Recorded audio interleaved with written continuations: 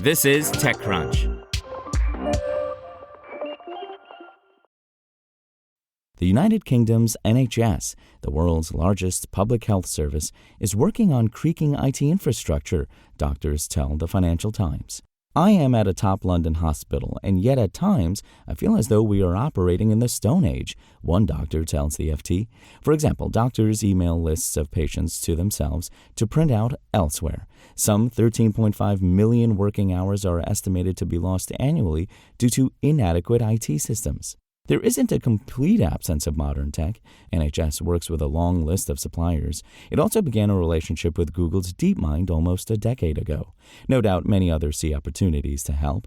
Dozens of companies are building AI-enabled scribes to help clinicians handle extensive admin work.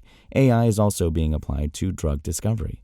For now, however, one doctor, talking with the FT, compares the odds of an NHS hospital being properly equipped to a coin toss. Much is at stake, given the NHS holds medical records for nearly 67 million people. A breach could become a meltdown.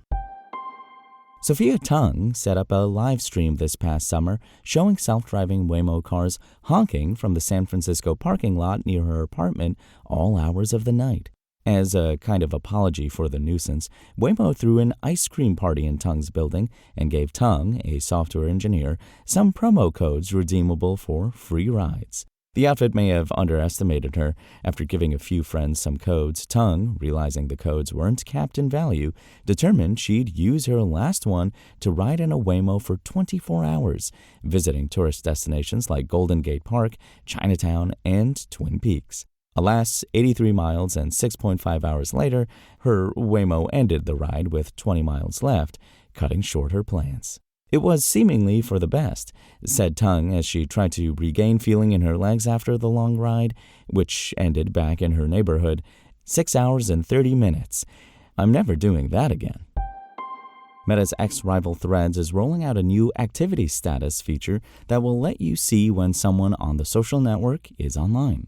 Instagram head Adam Mosseri announced the feature on Tuesday in a Threads post, noting that it's meant to act as a way to help you find others to engage with in real time.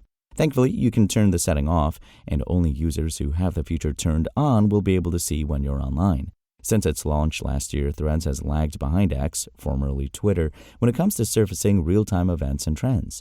It's easier to find real-time reactions and responses to live events, like awards shows and earthquakes on X, than it is on Threads. With this new feature, Threads is attempting to boost real-time activity on its app. Activity status could also be seen as Threads' answer to the platform's lack of DMs, direct messages. On X, when you want to start a conversation with someone, you can just send them a message. Since you can't do that on Threads, Meta is looking for ways to facilitate conversations on the social network. Mosseri says that the company hopes that knowing when your people are online makes it easier to have conversations. Of course, not everyone will want others to know when they're online, as activity status features are traditionally reserved for messaging platforms like Facebook Messenger and Discord, not platforms like X. A quick look at the responses to Mosseri's announcement post indicates that many users don't actually want this feature, with some asking for DMs instead, noting that an activity status feature doesn't make sense if you can't directly message the person. Some also point out that the feature could put some users at risk. For instance, if you're being harassed by a troll, they may harass you even more knowing that you're currently active on the platform. The feature is rolling out starting today, so you might not see it just yet. Mosseri didn't inform users on how to turn off the feature, but users will likely have to navigate through the app's settings page to do so. If you like open-source, decentralized social networks that put the power in the hands of the people instead of billionaires, you can now support that cause by buying toys. On Tuesday, Mastodon, a decentralized alternative to X, began selling its own merchandise in the form of cute, plushy mastodons, the proto-elephants with long tusks that give the social network its name. The company announced last year that it would help fund its development efforts through merchandise sales after a poll found that over 6,700 Mastodon users said they would buy something if merch was made available. Shortly thereafter, Mastodon quickly sold out of a small test round of products, including mugs, tees, and pins. The lineup, which had only included 250 units of each item, was soon sold out.